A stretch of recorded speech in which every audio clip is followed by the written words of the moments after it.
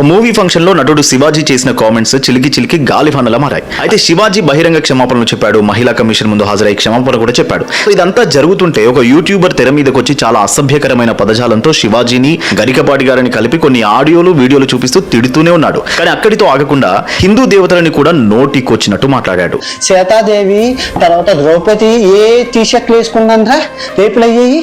ఇదే యూట్యూబర్ గతంలో ఒకసారి నేను యేసుని నమ్ముతా అని చెప్పుకున్నాడు, ఇంకో వీడియోలో హిందూ అని చెప్పుకున్నాడు.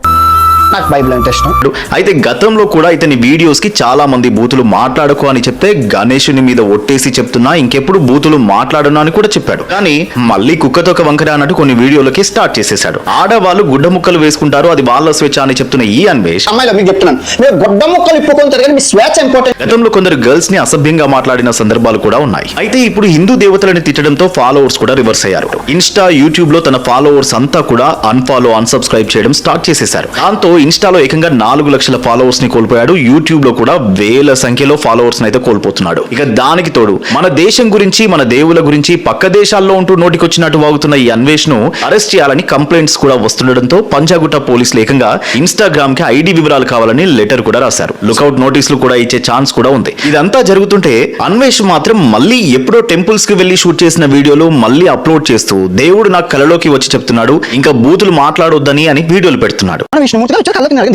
ప్రజా సమస్య మీద పోరాడాలని విషయం నేను అన్నాను. అది ఆంజనేయ స్వామి వచ్చి అదే చెప్పాడంటే నువ్వు పోరాడాలని విషయం బూతులు ఆపేసి అన్నారు. నేను విష్ణుమూర్తి గారు మీద ప్రమాణం చేసి చెప్తాను బూతులు అన్నారు. కానీ ఫాలోవర్స్ మాత్రం నోరుంది కదా అని ఏది పడితే అది వాగి ఇప్పుడు క్షమాపణలు చెప్పడం అలవాటైందని ఫైర్ అవుతున్నారు. అసలు నా అన్వేషణ అనే యూట్యూబర్ మీద మీ అభిప్రాయం ఏంటి? అన్వేష్ ని అరెస్ట్ చేయడం కరెక్ట్ అంటారా కాదంటారా? కామెంట్ లో చెప్పండి. ప్రపంచంలో ఏ విషయాన్నైనా అందరికంటే ముందే తెలుసుకోవాలంటే డౌన్లోడ్ వే2 న్యూస్ యాప్.